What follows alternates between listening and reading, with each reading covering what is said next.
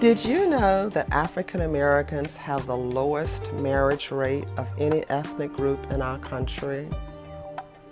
They have the lowest marriage rate, but they also have the highest divorce rate. And when they remarry, they also have the highest redivorce rate.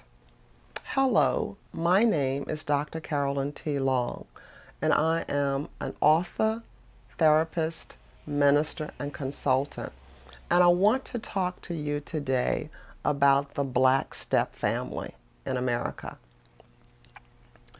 2/3, or 66%, of all first-time African American marriages end in divorce.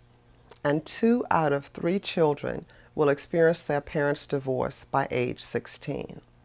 That is a disturbing statistic as far as I'm concerned. While we know that step families are more difficult and break up more often, we do not know the exact rate of redivorce among African Americans as compared to the general population. The failure rate, however, for the general population is approximately 64% for a second or subsequent marriage. And I think you already heard me say that the first-time divorce rate for African Americans is about 66%. So you can imagine that for a redivorce or a blended or step family, that divorce rate would be even higher. And when I talk about divorces here, I'm talking about legal divorces. And I'm not even talking about those marriages that dissolve by means of what's called the poor man's divorce or abandonment or the long-term separation, where two people may separate up to 20 or 30 years but never remarry, or never get legally divorced. The divorce rate in this country, while it has declined over the past decade, is not due to the fact that people have learned to work out more of their issues. It's partially related to the fact that more people are choosing to cohabitate or to shack, as it is commonly known in some communities, than to get married. Now, that cohabitation or shacking can also be seen as a trial marriage. Another statistical fact that is borne out by Blankenhorn and Roberts is this, and that is that since 1940, the percent of African American children born out of wedlock or outside of wedlock has risen from 17, that's 17%, up to 70 or 70%. That too is a disturbing statistic. What that says is that when every one of those moms and dads get married, they will be in a blended or a step family. And since the odds are already against blended or step families, thus the odds are against the African American family. Blended or step families are created when a person with children remarries, therefore causing their spouse to become a step parent.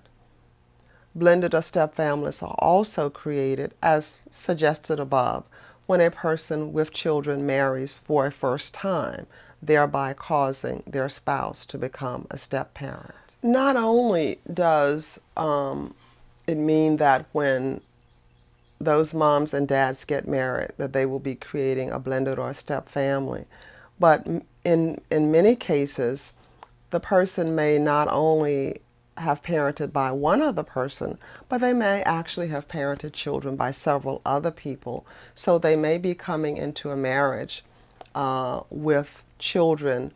We'll use a man, for example. He may be coming into a marriage and he may have children by 2, 3, or 4 or more other women. And that really creates certainly more stress and more havoc on his marriage. We've heard the terms baby mama and baby daddy, and most of the time when we hear those terms, we also hear the word drama behind them. So there's the baby mama drama or the baby daddy drama, and as I've already said, that creates extreme stress for the newlywed couple and certainly can take its toll on the marriage and cause it to be destroyed. Despite these statistics, we do not hear that men and women and children are receiving much in terms of preparing for this marriage that's going to create a blended or a step family. You know, the scripture says in Hosea 4:6 that my people are destroyed for lack of knowledge. And we know that there is power in knowledge. So it is going to be extremely important that especially these men and women who have children by someone outside of their marriage, it is going to be extremely important that they gain the knowledge that they need to start their marriage off on the right foot so that they can have a more of a chance for success. When I say preparation, I am talking about premarital education as well as counseling. And when I also say preparation, I'm talking about a two-step process. And the step one process is that person's needing a time of recovery from the loss of their previous relationship, whether that relationship was due to a marriage that may have been 1, 5, 10, 15, or 30 years, or whether it was a relationship that may have been that same length of time. I suggest that the word significant refers to a relationship whenever one has parented children together.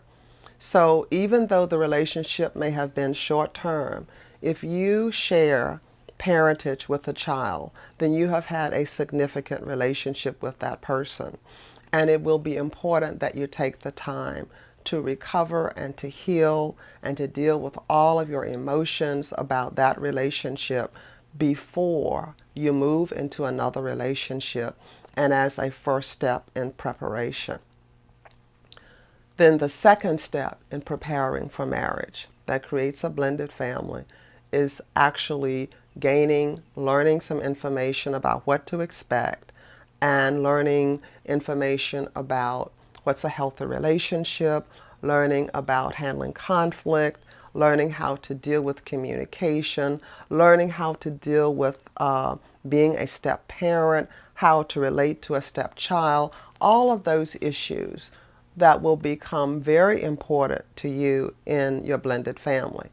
Dealing with finances, which is a real big issue, because keep in mind, if you, a woman, if you are marrying a man who has 3 or 4 children by another relationship, keep in mind that most of his income may be going to help to take care of those children. So looking at the finances realistically before you two come together in marriage will be very important. So those are just some issues that I encourage couples to take time to consider as they are thinking about getting married. Now we know, statistically speaking, that the issue of children is the #1 reason that a blended or step family breaks up. But we know that finances come right behind that. So these are some of the issues that you're encouraged to learn about and to grow in knowledge about before you embark on a new marriage. Now, having said that, it all sounds kind of negative, doesn't it? But you and I know that there are some successful step families, and they've gained this information and they've learned to work together. They've dealt with their anger and their bitterness toward their previous relationships, which is extremely important in order for them to be able to move forward in their new relationship.